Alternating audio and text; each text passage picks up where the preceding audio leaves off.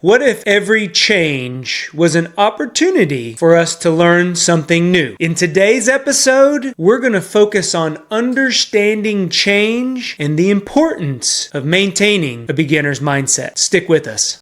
Welcome everybody. Welcome everybody. Welcome everybody. Welcome everybody. Welcome everybody. Welcome everybody. I am your host, John Espinosa. To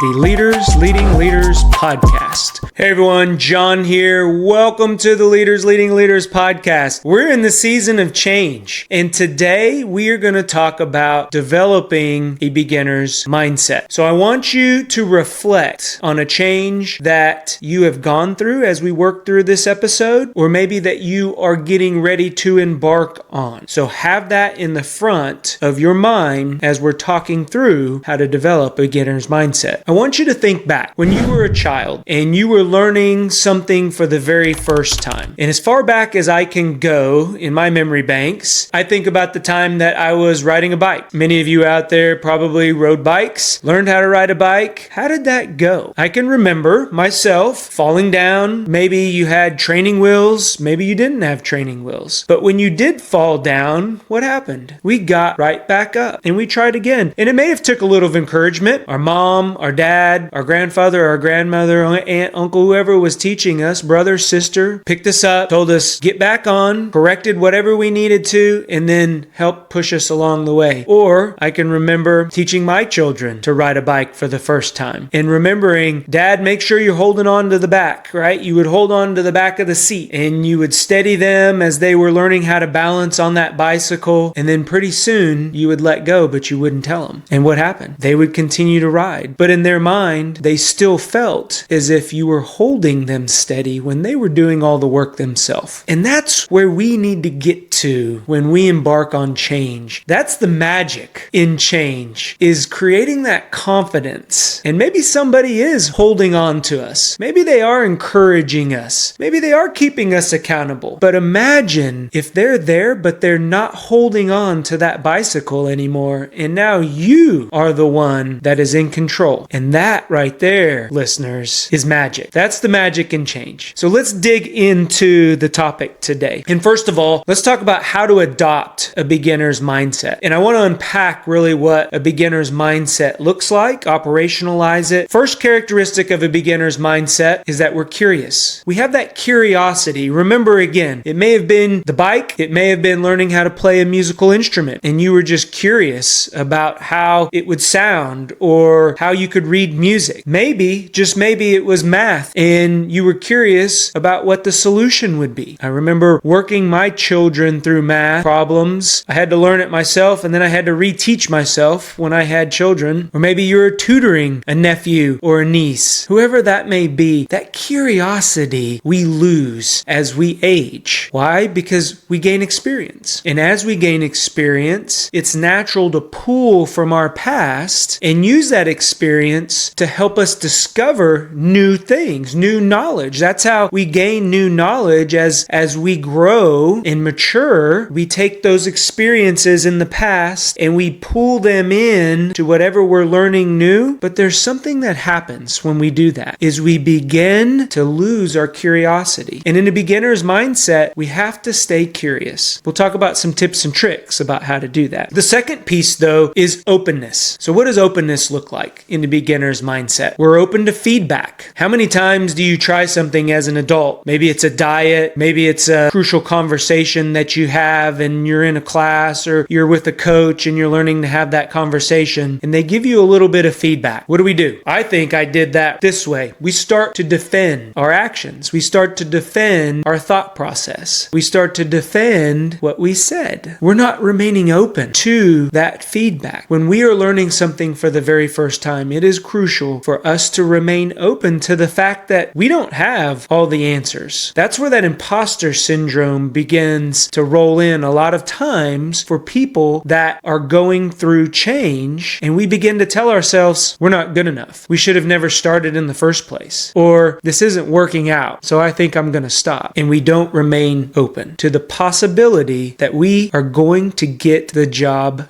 done. We are going to make the change. It just takes a little time. The third one, lack of perceived notions. So again, this goes back to not pulling from what is possible. Maybe that we tell ourselves, this is harder than what we thought it was going to be. Or I'm not where I thought I would be at a certain point in time. So I either better do more, I better speed up by doing more, or I start losing that motivation and I start falling further and further behind. Instead of missing just one day and then getting back on track, now it turns into 2 days. How many of you out there listening are with me on this? I've been victim to this. I start a change, learning Spanish. I've committed myself to doing an app, getting on there every day, doing my exercises. One day I skip because I have soccer practice or I got to work out other priorities, right? And then I skip a second day. And then I skip a third day. And then I start telling myself, I've skipped a lot of days in a row. I better just restart. I better rethink this thing instead of getting back on the wagon, instead of getting back in the lessons. So that lack of perceived notion concept is crucial to a beginner's mindset because we don't have the thoughts that things are hard. We get back up on the bike and we continue on trying to master riding that thing. So the beginner's mindset, as we start to unpack some solutions into remaining open, making sure that we remain curious and not have a lack of perceived notion, I want to make sure that you have the change that you are experiencing. Maybe you're going through a change in your week, 2 weeks, you're 6 months into it, and you're not at the goal that you wanted to be. And so you're reevaluating where you're at, but you're still a beginner. How long does it take for a beginner to turn into an expert? Only time will tell. I'm 44 years old. I have 3 kids. I've been a parent for 26 years of my life, and I am still learning every day. I struggle with parenting my 16-year-old, my 26-year-old, and my 23-year-old. So by no means, I can't say that you are going to be an expert in whatever time frame because we constantly learn. Now, don't let that discourage you because at a time, you start becoming comfortable with whatever change process, whatever change that you're implementing, you do become comfortable. But don't let that stop you from continuing to improve and continue to have that beginner's mindset.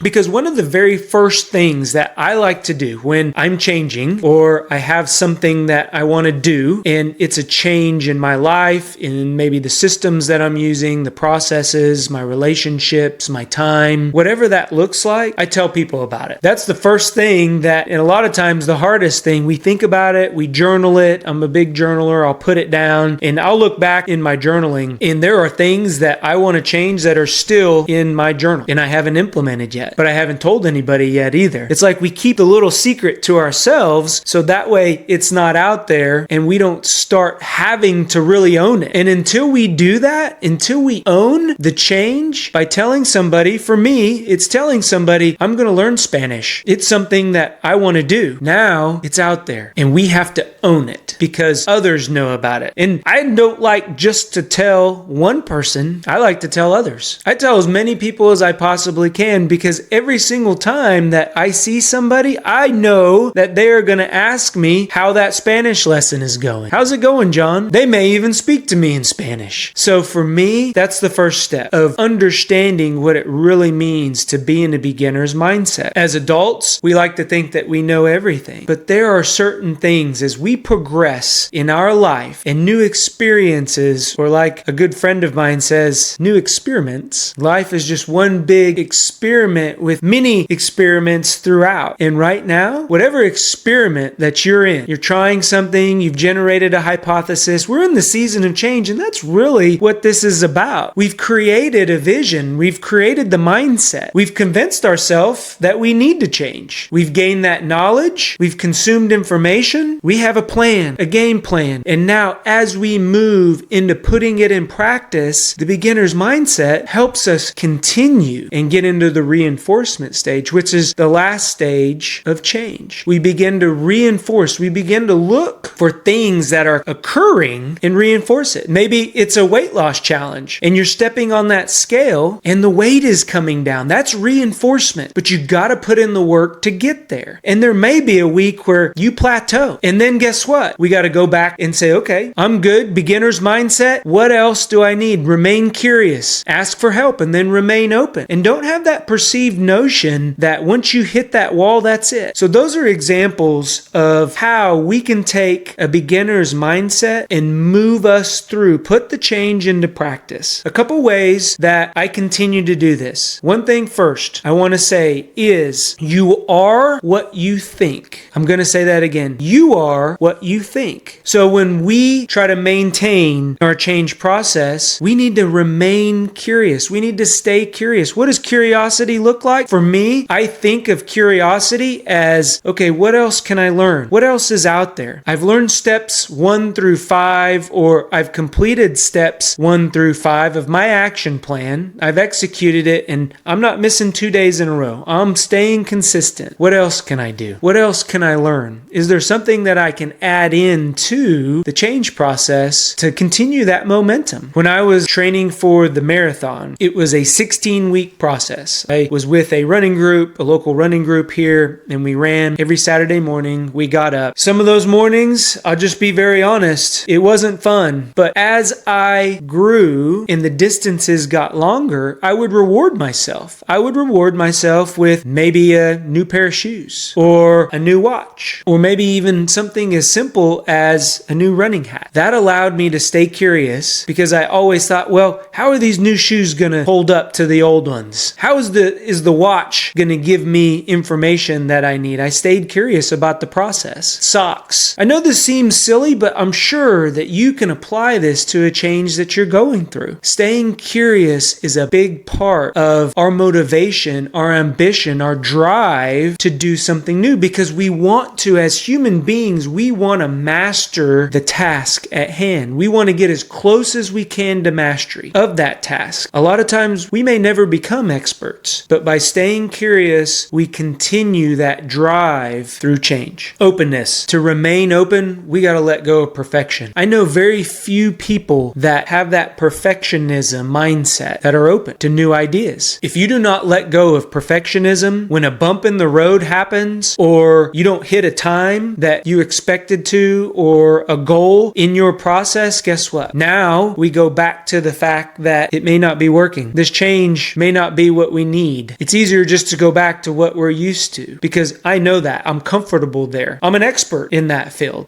Just think if some of the greatest inventions had stopped because they let perfectionism get in the way. How many times in stories do you hear about of the great inventors that failed over and over and over again until they created the light bulb, until they propelled human beings into space and put them on the moon? How many times did people fail? And if they had that perfectionism mindset, they wouldn't have remained open to the possibility that they could change themselves, or even bigger, the world. And then last but not least, we have to practice mindfulness whenever we're trying to get rid of those preconceived notions. A lot of times we tell ourselves that the situation is hard. It goes back to that Pygmalion effect. I've been in training for many, many years. And one of the things that you hear about in medical school, in the medical industry, you have 300 people in the room and they're sitting right next to each other, and you have them turn to the left and you have them turn to the right. One of you won't be here. What are you doing there? You're setting up the stage that this is going to be hard, and half of you are going to fail. Or you're administering a test in the classroom, and as a teacher or as an instructor or as a professor, you make the comment, this is going to be the hardest test of the course, even though it might not be the hardest test of the course. You set up that preconceived notion that it is a hard test to pass. So for us to practice mindfulness, we have to check our assumptions. We have to make sure that the story we're telling ourselves is in fact true. That's that mindfulness in practice. So whatever stories or preconceived notions that you go into something, for me, starting this podcast, YouTube, there's a ton of podcasts that have to do with self-help, coaching, mentoring. You'll never make it, John. There's a ton out there. Who's going to watch you? If I would have let that preconceived notion stop me, I wouldn't be here right now. 10 months into this process, I wouldn't be here today still talking to you. And that's the magic of the beginner mindset, is that we're not imposters. We belong here. We belong and deserve a better life for ourselves and for our families and for the ones that we surround around us. In that beginner's mindset, if we adopt that beginner's mindset, we remain curious, we stay open, and we practice that mindfulness and get rid of those assumptions, those preconceived notions, that's when you're going to start to really turn the corner and see the impacts that change can bring to our lives. I hope this helps somebody today. If you think that it helps somebody else that you know that's going through change, that's going through a difficult time, you would be doing me a favor and an honor by sharing the podcast. That helps get the word out. That helps us get others to where they are going, and that's what the Go Be Great community is all about. Thank you for your time today. I believe in you. You can change. Stick with it. Go be great. Talk to everyone later. Bye-bye. If you like what you're hearing, do us a favor. Click on that subscribe button. Give us a thumbs up or leave a comment. That lets us know that what we are putting out benefits you. If you want additional information or resources or learn how to work with me, head on over to thejohnespinosa.com, because when we become better versions of ourselves, it helps us get others to where they're going. Go be great. Talk to everyone later.